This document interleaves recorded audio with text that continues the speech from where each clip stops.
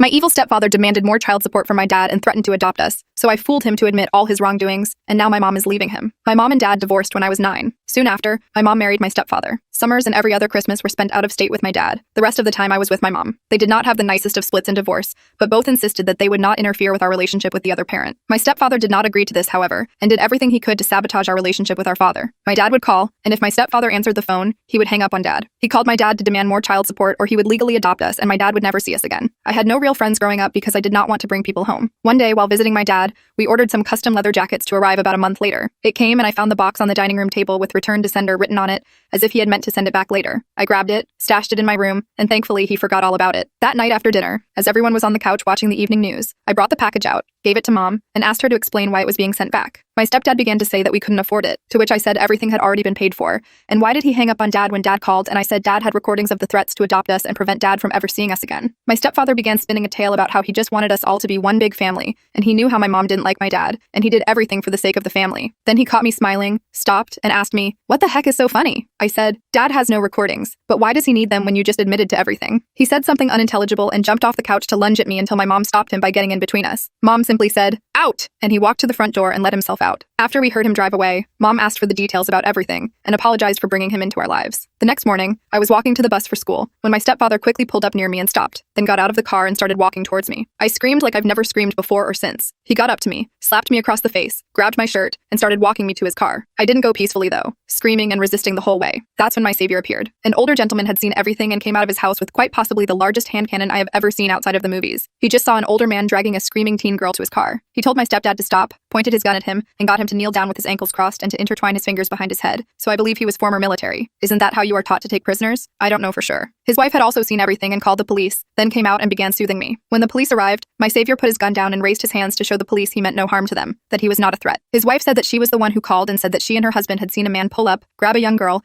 and began dragging her to his car when they decided to interfere for my safety. I then confirmed the story but did not mention he was my stepfather. The police asked for IDs and noted that my student ID had a different last name and had no sign of the name my stepfather was calling me. At the time, I went by my middle name, but my student ID had my actual first name, and I had kept my original last name, so it was different than his, despite his attempt to claim he was my father, and was just disciplining me for something. He was handcuffed and taken away in one of the cars, while the other car drove me to school, where the officer went in and told the attendance office lady that I had been the victim of an attempted kidnapping, and that's why I was late. He later showed up after school to give me a ride home and stayed in the house with me until my mom got off work and came home. My brother, who was unaware of my day's adventures, came home and me, my brother, and the officer played video games until my mom got home. My mom and stepfather later divorced. When I was at school a couple of days later, my stepfather came by the house with a police escort and my mom's supervision and got his personal stuff. My mom was later able to get a restraining order against him for herself, me, and my brother. Haven't heard from my former stepfather.